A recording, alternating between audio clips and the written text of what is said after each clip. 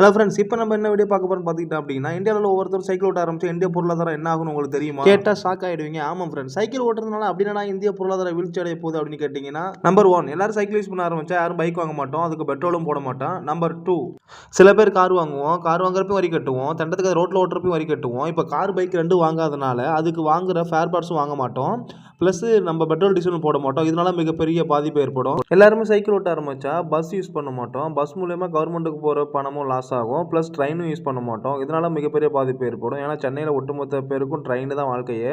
So தொடர்ந்து cycle ஓட்டுறதுனால நம்மளுக்கு sugar, கொழுப்பு, பிபி எதுவுமே வராது.